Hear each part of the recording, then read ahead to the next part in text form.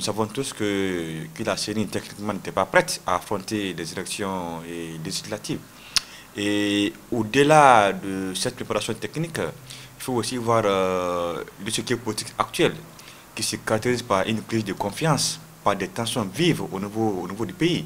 Et nous avons tous constaté lors des affichages des listes des électeurs, les citoyens mécontents sont allés arracher les affiches. Donc tout ça là donne des signes précurseurs qui prouvent effectivement que la CENI n'allait pas pouvoir respecter techniquement la date, mais également aussi sur le plan politique, c'est carrément pas possible que cette élection ait lieu le 16 février.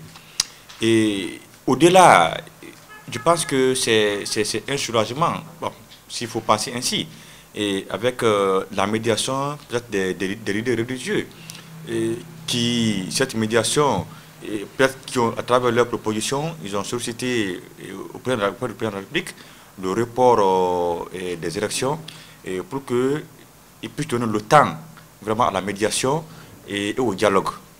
Alors, espérons que ce qui est fait en tant que report s'inscrit vraiment dans le cadre de procéder ou de maintenir vraiment le dialogue entre l'ensemble des acteurs afin d'organiser une élection inclusive où tous les partis politiques vraiment y participeraient.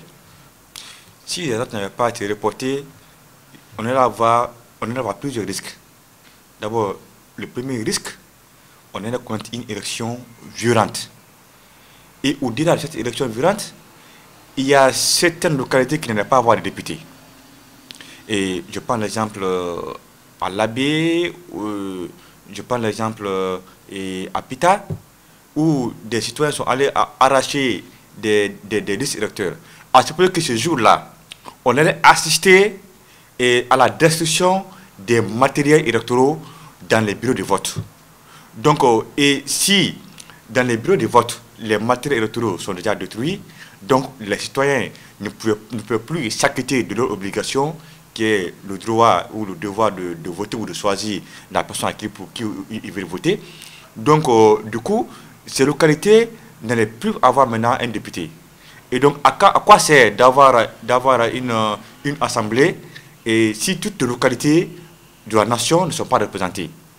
Donc, nous, on ne va pas proposer une date à la place de la CENI, mais nous allons demander la CENI vraiment de proposer une autre date permettant effectivement aux acteurs politiques, c'est-à-dire les mentors politiciens, vraiment de participer afin que tout le monde puisse être là pendant cette élection législative.